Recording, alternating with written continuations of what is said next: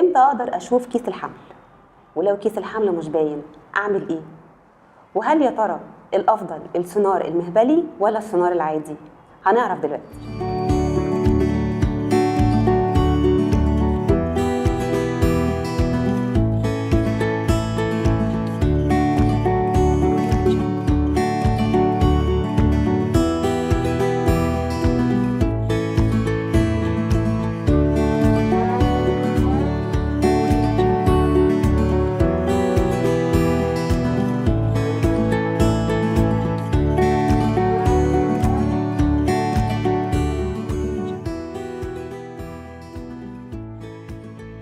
اهلا بيكي معانا النهارده في حلقه جديده من انا هبقى ماما. هنتكلم النهارده عن ظهور كيس الحمل. ظهور كيس الحمل بيكون من الاسبوع الثالث للخامس، بس ده بيختلف في حاله السونار العادي من السونار المهبلي. في حاله السونار العادي الوقت ممكن يزيد عن كده شويه، اما في حاله السونار المهبلي فتقريبا 5 أسابيع بيكون وقت كافي، وده تقريبا بيكون اليوم ال18 لحد اليوم ال21 من تخصيب البويضه. بيظهر كيس الحمل لو كان هرمون الحمل 1500 أو أعلى، ولكن لو كان أقل من كده فالوقت بيحتاج وقت أطول من اللي احنا قلناه. في حالة تخطي الأسبوع الخامس في الحمل وعدم ظهور كيس الحمل رغم إن الهرمون أعلى من 1500، ده بيكون إنذار بإن الحمل مش طبيعي. دلوقتي احنا عرفنا كيس الحمل بيظهر إمتى، ولكن هل عرفنا إيه هو كيس الحمل؟ أو إمتى الجنين نفسه ممكن يظهر جوه كيس الحمل؟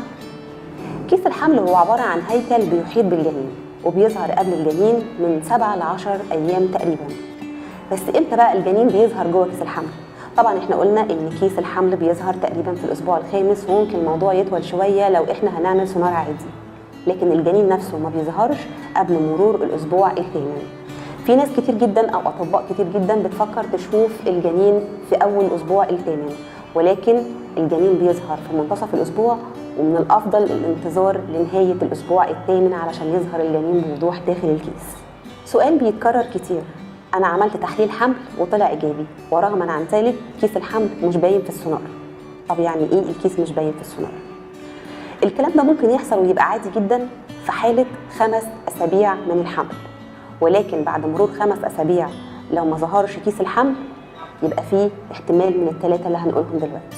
اول احتمال خطأ السيدة الحامل نفسها في تحديد أيام التخصيب، أو بمعنى صح خطأها في تحديد الميعاد للدكتور اللي هو بيكون أول يوم في آخر دورة شهرية. تاني احتمال هو إن نسبة الهرمون أقل من 1500، وده بيكون معناه توقف تطور النمو الطبيعي للحمل، وده للأسف بيكون إنذار بالإجهاض المبكر.